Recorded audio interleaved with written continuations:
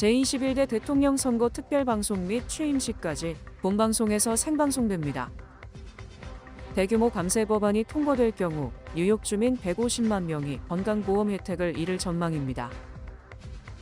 공항에서의 입국 심사가 한층 엄격해지고 있는 가운데 입국 시 세관에서의 식품류 등 금지 물품 반입에 대한 검역도 크게 강화된 것으로 나타났습니다. 뉴욕시 전철에서 발생하는 폭력 범죄 사건이 급증한 것으로 나타났습니다. 모두가 누릴 수 있는 권리, 바로 아름다움입니다. 키스는 누구나 더 쉽고 당당하게 자신의 아름다움을 즐길 수 있는 세상을 꿈꿉니다. 키스는 우리 모두의 미래가 더 아름답게 빛날 수 있도록 최선을 다할 것입니다. 당신의 아름다움의 모든 순간, 키스가 함께합니다.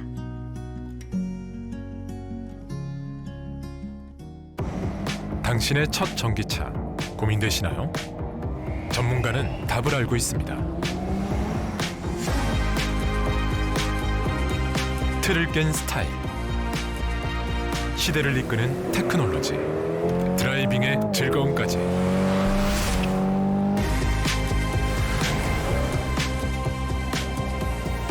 현대, 전기차의 판도를 바꾸다. 현대 아이오닉. 제21대 대통령을 뽑는 선거가 한창 진행 중인데요. 본 방송이 선거방송과 함께 취임식까지 생방송합니다. 대한민국 제21대 대통령 선거가 뉴욕시가 오후 7시부터 시작해 내일 오전 9시까지 진행될 예정입니다. 본 방송은 새벽 4시부터 오후 1시까지 SBS가 야심차게 준비한 선거방송 2025 국민의 선택을 생방송합니다.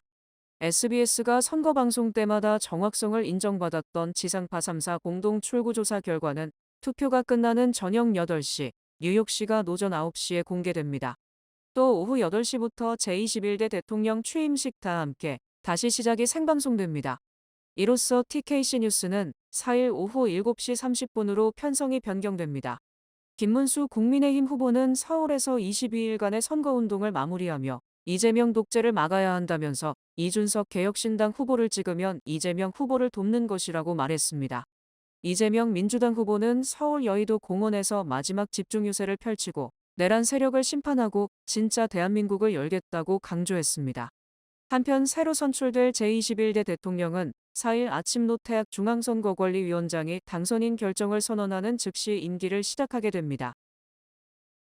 연방상원이 트럼프 행정부의 대규모 감세 법안에 대한 논의를 이어가고 있는 가운데 이 법안이 통과될 경우 뉴욕 주민 150만 명이 건강보험 혜택을 잃을 전망입니다. 캐시 호컬 뉴욕주지사와 하킴 제프리스 연방하원 민주당 원내대표는 1일 브루클린 소재 병원에서 기자회견을 열고 트럼프 대통령이 추진하고 있는 법안은 하나의 크고 추악한 법안이라고 지적했습니다. 호컬 주지사는 이날 만약 이 법안이 통과될 경우 150만여 명의 뉴요커들은 건강보험을 잃게 될 뿐 아니라 헬스케어 예산 135억 달러가 매년 삭감될 것이라고 경고했습니다. 현재 뉴욕주 내 공화당 연방의원 전원은 이 법안을 지지하고 있습니다. 이 법안으로 인해 메디케이드와 에센셜 플랜에 대한 대규모 삭감이 불가피하다고 덧붙였습니다. 제프리스 원내대표는 이 법안은 아이들과 가정, 노인과 장애인 등을 해치는 추악한 법안이라며 연방 상원 의원들에게 이 법안을 반대할 것을 촉구했습니다. 이날 기자회견에 참석한 의료 종사자들은 이 법안이 통과되면 수많은 병원들이 문을 닫게 될 것이라고 강조했습니다. 상원 공화당 지도부는 7월 4일 독립기념일 전까지 법안 처리를 목표로 하고 있지만 상원 내에서도 협상의 진통이 예상되면서 법안이 통과될 수 있을지에 대한 귀추가 주목됩니다. 도널드 트럼프 2기 행정부 들어 이민정책 강화와 함께 공항에서의 입국 심사가 한층 엄격해지고 있는 가운데 입국 시 세관에서의 식품류 등 금지 물품 반입에 대한 검역도 크게 강화된 것으로 나타났습니다. 최근 한국에서 미국을 방문한 박모 씨는 자신의 딸을 위해 정성스럽게 손질한 한국 더덕을 수화물 가방 안에 넣어왔다가 이를 전부 압수당했습니다. 또 한국을 방문했다가 입국한 한인 김모 씨는 한국에서 선물로 받은 육포가 포함된 선물 세트를 수화물 가방 안에 넣어왔다가 이를 압수당했습니다. 이처럼 본격 여름철 여행 시즌을 맞아 미국과 한국을 오가는 방문객이 늘어나는 가운데 연방당국은 농업과 생태계 보호 및 공중보건 유지를 위해 식품류 반입에 대한 규제 규정 시행을 강화하고 있습니다. 연방세관국 경보호국에 따르면 반입 금지 음식 및 농산품 등을 압수하는 사례가 연간 7만 건에 달하고 있는 상황이며 12P는 적발을 위해 훈련된 탐지견을 투입하기도 합니다.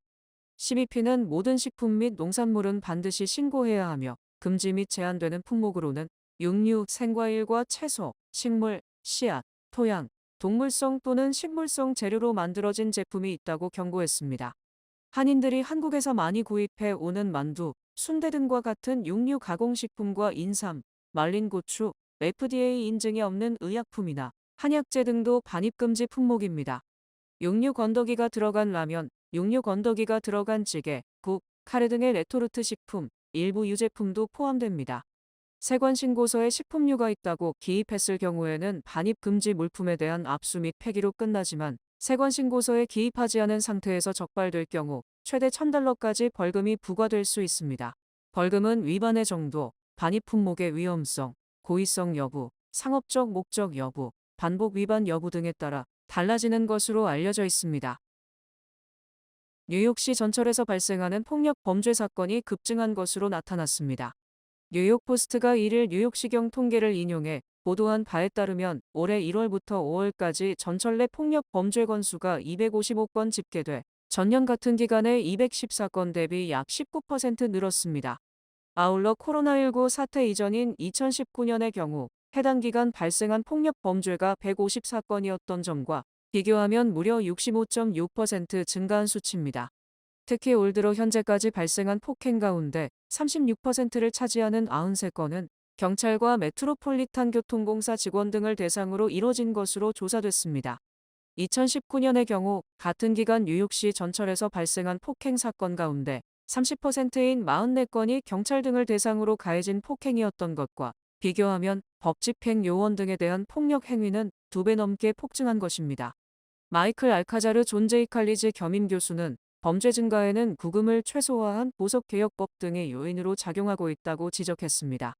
뉴욕포스트에 따르면 지난달 12일 맨하탄 미드타운 렉싱턴 애비뉴 53스트릿 전철역에서 70세 여성 노인을 공격한 혐의로 체포된 37세 남성의 경우 여성 폭행 및 증오 범죄, 강도 등 20번의 전과가 있었던 인물로 드러났습니다.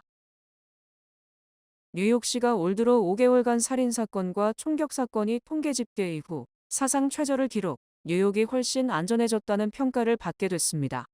올 들어 5개월간 뉴욕시 5개 보로에서 발생한 살인사건은 112건으로 사상 최저치를 기록했던 지난 2014년과 2017년의 113건보다 1건이 줄었습니다. 또 지난달 살인사건은 18건으로 사상 최저치였던 지난 2019년 5월의 19건보다 1건 적었습니다. 특히 총격사건도 올 들어 5개월간 264건이 발생했으며 이는 사상 최저치였던 지난 2018년 267건보다 3건이 적었습니다. 또 지난달 총격사건도 54건 발생, 사상 최저치였던 2019년 61건보다 7건이 감소한 것으로 집계됐습니다. 이에 대해 에릭 아담스 뉴욕시장은 내가 취임 선서에서 뉴욕시를 더욱 안전하게 만들고 범죄율을 낮출 것이라고 약속했었다. 오늘 그 같은 약속을 지켰을 뿐만 아니라 우리는 약속 이상의 성과를 거뒀다고 주장했습니다. 또 제시카 티시 뉴욕시경 국장도 총기 사고 예방을 위해 지속적으로 노력한 결과 3년 이상 총격 사건이 줄어들고 마침내 사상 최저를 기록했다. 여름에 강력 사건이 많이 발생하는 만큼 특별 대책을 세워 안전한 여름을 만들겠다고 다짐했습니다. 뉴욕주 차량국을 사칭해 돈을 보내도록 유도하거나 모바일 기기에 악성 소프트웨어를 설치하는 피싱 메시지가 성행하고 있어 각별한 주의가 요구됩니다. DMV는 최근 보도자료를 통해 차량국을 사칭한 가짜 문자 메시지가 뉴욕 주민들에게 무작위로 발송되고 있다고 경고했습니다. 주민들에게 발송된 피싱 메시지를 보면 이들은 교통 티켓이 여러 장 쌓였고 바로 벌금을 내지 않으면 DMV의 개인정보가 보고될 뿐만 아니라 차량 등록증 효력도 중단된다며 벌금을 내라 한다는 수법을 쓰고 있습니다. 당황한 메시지 수신자가 가짜 DMV가 보낸 링크를 클릭하면 바로 결제를 하도록 유도하거나 악성 소프트웨어를 모바일이나 PC기기에 심는 형태입니다. DMV는 주민들의 개인정보를 요구하는 문자 메시지를 절대 보내지 않는다는 점을 기억해 줄 것을 당부했습니다. 아울러 DMV는 의심스러운 문자나 링크가 오는 경우 절대 클릭하지 말 것을 권고했습니다. 또한 문자나 메시지를 통해 개인정보를 절대 공유하지 말아야 한다고 전했습니다. 트럼프 대통령은 법원이 관세부가 명령을 저지하면 미국 경제의 파멸로 연결될 것이라며 상호 관세 등의 효력을 심리 중인 사법부에 압력을 가했습니다.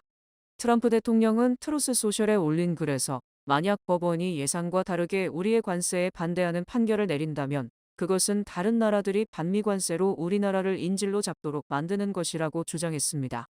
특히 트럼프 대통령은 나의 관세 부과를 막는 판결이 나온다면 이는 미국의 경제적 파멸을 의미하는 것이라는 극단적 발언을 서슴지 않았습니다. 하워드 러트닉 상무장관도 어제 폭스뉴스와의 인터뷰에서 관세는 사라지지 않을 것이다. 사법부 결정 여부와 관계없이 트럼프 대통령은 관세 부과를 위한 다양한 권한을 가지고 있으며 그 권한으로 관세를 유지할 것이라고 말했습니다. 러트닉 장관은 미국의 무역 상대국들이 미국과의 관세 및 무역 협상에 나서고 있으며 앞으로 2-3주 동안 미국 근로자들을 위한 1등급의 합의를 이끌어낼 것이라며 자신감을 표명했습니다. 이에 앞서 연방국제통상법원은 지난달 28일 관세를 부과할 독점적 권한은 연방의회에 있으며 미국 대통령이 국제비상경제권한법을 근거로 부과한 상호관세 명령은 불법이라며 이를 무효라고 선언했습니다. 이에 따라 트럼프 행정부는 즉각 연방항소법원에 항소를 제기함과 동시에 상호관세 무효 명령의 일시 중단을 요구하고 가처분을 신청했고 항소법원은 하루 만인 29일 항소심 판결이 날 때까지 이 명령의 집행을 중단시켰습니다. 케빈 헬싯 백악관 국가경제위원장도 ABC 인터뷰에서 사법부가 상호관세에 제동을 건다면 우리는 미국의 무역을 공정하게 만들 수 있는 다른 대안이 있다며 무역확장법 등을 대안으로 제시했습니다. 트럼프 대통령 재집권 이후 중국과의 갈등이 심화되면서 중국 학부모들의 미국 유학에 대한 선호도가 낮아지고 있습니다. 홍콩의 사우스차이나 모닝포스트지는 미국 정부가 중국인 유학생들에 대한 비자를 취소하는 등 적대적 정책을 통해 장벽을 높이면서 중국 부유층 학부모들은 미국을 안전한 유학 장소로 생각하지 않고 있다고 보도했습니다. 중국 부유층들은 미국 대신 다른 선택지를 고려하고 있으며 영국 등 유럽이나 캐나다, 아시아권의 국제 캠퍼스 등을 대안으로 선택하고 있다는 것입니다. 특히 이 같은 인식 변화는 중국의 국제학교 중심지인 상하이에서 감지되고 있으며 학부모들은 미국 유학 비용이 10만 달러에 달하는데 이게 좋은 투자인지 의문이라고 말했습니다. 또 만약 미국에서 무사히 유학을 마치더라도 취업을 할 수 있을지, 취업을 하더라도 합법적으로 체류할 수 있을지 등이 보장돼 있지 않다고 주장했습니다. 이들은 트럼프 행정부의 적대적 조치가 계속 유효하지는 않겠지만 그래도 캐나다 유학이 보다 현실적 대안이라는데 자녀들도 동의했다고 설명했습니다. 또 다른 학부모는 지금 미국에 유학 가는 것은 너무 위험하다. 딸이 미국에서 공부하기를 원했지만 이제 일본에서 공부하는 것으로 변경했다고 말했습니다. 이에 따라 전통적으로 미국 유학생 최다로 집계됐던 중국은 뒤로 물러서고 이제 인도가 미국 유학 최다 국가로 집계됐습니다. 2023년에서 2024년 기준 미국 내 중국 유학생 수는 27만 7천 명으로 전체의 25%를 차지했지만 인도 유학생은 이보다 더 많은 29%에 달했습니다. 미국의 관세 정책과 중국의 수요 둔화 등으로 한국과 중국, 일본 등 아시아 국가의 산업 생산이 위축되고 있습니다. 블룸버그 통신은 스탠더드 앤 푸어스 자료를 인용, 무역 의존도가 높은 한국과 일본은 트럼프 대통령의 자동차 관세 부과 이후 수출 전망이 어두워지면서 지난달에도 제조업 활동이 위축됐다고 보도했습니다. 또 세계 2위의 경제대국 중국도 지난달 제조업 활동이 2개월 연속 위축된 것으로 나타나는 등 세계의 공장 역할을 한 아시아 지역의 제조업이 침체 기미를 보이고 있습니다. 한중일 외에 베트남, 인도네시아, 대만도 구매관리자 지수가 50 미만을 유지해 전반적인 경제활동이 둔화되고 있고 필리핀은 성장세가 유지되고 있으나 속도는 둔화됐습니다.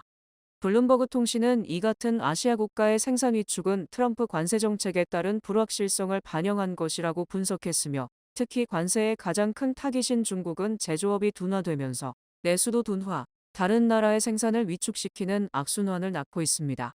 한편 트럼프 대통령은 중국이 제네바에서 체결한 미중 무역 합의를 위반했다고 주장했고 중국은 미국이 중국에 대해 차별을 하고 있다고 반발, 갈등이 고조되고 있습니다. 스캇 베센트 재무장관은 조만간 트럼프 대통령과 시진핑 중국 국가주석이 직접 무역 문제에 대한 대화에 나설 것이며 미국이 디폴트되는 일은 결코 없을 것이라고 말했습니다. 베슨트 재무장관은 어제 CBS 인터뷰에서 트럼프 대통령이 중국의 미중 무역 합의를 어겼다고 주장한 것과 관련 나는 트럼프 대통령과 시진핑 주석이 통화를 하게 되면 이 문제는 해결될 것으로 확신한다고 주장했습니다. 베슨트 재무장관은 미중 정상 간의 전화통화 등 직접 접촉 일정이 잡혔느냐는 질문에 대해서는 나는 우리가 매우 빠른 시기에 무언가를 보게 될 것이라고 생각한다고 덧붙였습니다. 미중은 20일 전인 5월 10일 제네바에서 열린 미중 고위급 회담에서 쌍방이 동일한 비율을 관세를 낮추기로 합의했지만 트럼프 대통령이 이 합의에 잉크도 마르기 전에 중국이 합의를 어겼다고 주장, 다시 파문이 일고 있는 형편입니다. 이에 대해 베슨트 재무장관은 트럼프 대통령이 제네바 합의 위반이라고 주장한 것은 중국이 핵심 광물과 히토류의 수출 제한을 해제하지 않고 있기 때문이라고 설명했습니다. 베슨트 장관은 중국은 우리와 합의할 당시 수출을 허용하기로 한 일부 제품의 수출을 보류하고 있다. 이는 중국 시스템상의 작은 문제일 수도 있지만 의도적일 수도 있다. 대통령은 시진핑과 통화한 다음에 보자고 말했다고 밝혔습니다. 베슨트 장관은 또 미국의 재정 건전성에 대해 미국은 결코 국가 부채를 갚지 못하는 일이 발생하지 않는다. 절대 디폴트에 빠지지 않는다. 주의가 필요한 시점에 달했지만 절대 벽에 부딪히지는 않을 것이라고 강조했습니다. 한편 하워드 러트닉 상무장관도 7월 9일로 만료되는 상호관세 90일 유예 조치가 더 이상 연장되지 않을 것이며 우리가 중국 제품의 가장 큰 소비자이므로 우리가 시장을 열지 않으면 중국 경제는 정말 어려워질 것이라고 경고했습니다. 빌 클린턴 전 대통령이 평생 트럼프 대통령 같은 사람은 처음 본다며 대가를 치르게 될 것이라고 경고했습니다. 클린턴 전 대통령은 어제 CBS 방송 선데이 모닝 인터뷰에서 트럼프 대통령은 내가 원하는 것이 곧 법이라는 사고방식을 가진 사람이며 평생 나는 이런 사람을 본 적이 없다고 말했습니다. 클린턴 전 대통령은 트럼프 대통령이 야당인 민주당을 고객으로 둔 로펌 등 자신의 입맛에 맞지 않는 로펌에 대한 불법 제재를 가하는 행정명령을 추진했었다고 주장하고 이건 미국이 아니다라고 비판했습니다. 그는 트럼프 대통령 자신이 임명한 판사들조차 트럼프를 제지하고 있다. 트럼프는 법원 명령을 무시할 방법을 찾고 있지만 쉽지 않을 것이라고 전망했습니다. 또 대다수 미국 국민들도 트럼프 대통령의 행동 방식에 동의하지 않을 것이며 올해 주지사 선거와 내년 하원의원 선거에서 민주당이 승리하면 트럼프 대통령에 대한 반대 여론이 더 힘을 받게 될 것이라고 주장했습니다. 클린턴 전 대통령은 트럼프 대통령도 자신이 옳다고 생각하는 것을 추진할 권리가 있다. 하지만 누군가는 그 같은 일은 미국의 유산을 내팽개칠 수 있으며 단지 이기기 위해서 다른 사람을 모욕해서는 안 되고 단결해야 한다고 목소리를 내야 한다고 강조했습니다. 클린턴 전 대통령은 올해 78세로 지난해 말 고열로 입원한 적은 있지만 건강에는 문제가 없다고 밝혔습니다. 유럽이 세계적으로 기술을 선도하는 글로벌 기업을 만들지 못해 경제 성장이 정체를 면치 못한다고 월스트리트 저널이 주장했습니다. 월스트리트 저널은 기업 가치가 10억 달러 이상인 비상장 유니콘 기업이 지난 1월 기준 미국이 690개의 총기업 가치는 2조 5,300억 달러인 반면 유럽연합은 전체 회원국을 합쳐 107개, 총기업 가치는 3,333억 달러에 불과하다고 보도했습니다. 즉 비상장 유니콘 기업은 미국의 7분의 1에 불과하고 이들 기업의 가치는 8분의 1에 불과하다는 것입니다. 또 유럽연합은 30개 이상의 국가가 서로 다른 법과 언어, 문화를 가지고 있어 확장이 어렵고 벤처 자금도 미국의 5분의 1 정도로 집계됐습니다. 특히 미국의 국내 연구개발 투자는 지난 2007년 4,618억 달러에서 2023년에는 8,231억 달러로 1.8배 증가한 반면 유럽의 연구개발 투자는 2007년 3,362억 달러에서 2023년 5,040억 달러로 50% 증가에 그쳤습니다. 노동 생산성 역시 1990년대 후반에는 유럽연합의 노동 생산성이 미국 노동자의 95%에 달했지만 현재는 80% 이하로 오히려 뒷걸음질을 쳤습니다.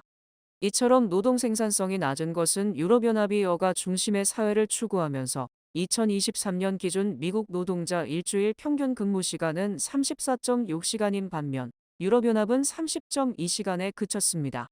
문화적으로도 유럽연합은 안정성, 직업 보장, 삶의 질을 중시하면서 긴 근무 시간이나 과감한 위험 부담을 꺼리는 경향이 있습니다. 월스트리트 저널은 이처럼 구체적 수치와 경향을 제시하고 당분간 유럽연합이 미국을 앞서기는 힘들다고 분석했습니다. 뉴뱅크와 함께 꿈의 집을 마련하세요. 빠른 승인, 맞춤형 서비스, 전문가 상담, 지역 전문성, 경쟁력 있는 이자율, 뉴뱅크가 주택 소유를 쉽고 간편하게 모든 단계에서 도움을 드립니다. 지금 바로 가까운 뉴뱅크 지점을 방문해서 홈모기지 대출 상품에 대해 문의하세요. 뉴뱅크 제공입니다.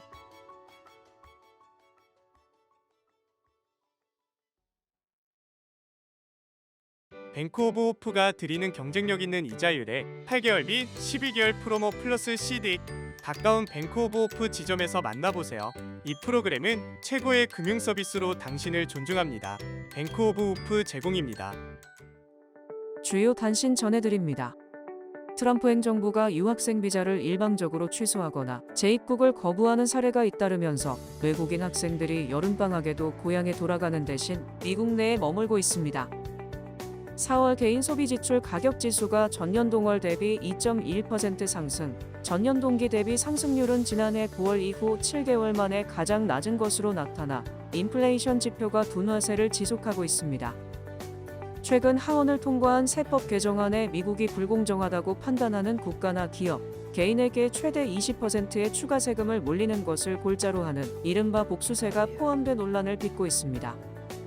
최근 몇 년간 이어져 온 미중 무역 갈등과 관세 부과 등으로 인해 올해 스마트폰 시장 출하량 전망치는 올해 초 예상했던 전년 대비 2.3% 성장에서 0.3% 성장으로 대폭 낮아졌습니다. 이스라엘 중앙은행 총재와 연방준비제도 부의장 등을 역임한 경제학자 스탠리 피셔가 31일 81세의 일기로 별세했습니다. 엔비디아가 차량을 직접 생산하지는 않지만 자율주행 소프트웨어와 솔루션 공급 방식을 통해 로보택시 시장에 본격적으로 뛰어들었습니다. 월급만으로는 생활이 어려워 2개 이상의 직업을 병행하는 폴리워킹 현상이 퍼지며 복수 직업을 가진 근로자가 올해 3월 기준 894만 명을 넘어섰습니다. 전 세계 시청자들의 기대를 한몸에 받는 넷플릭스 오리지널 시리즈 오징어 게임의 마지막 시즌이 오는 27일 공개됩니다. 날씨 전해드립니다.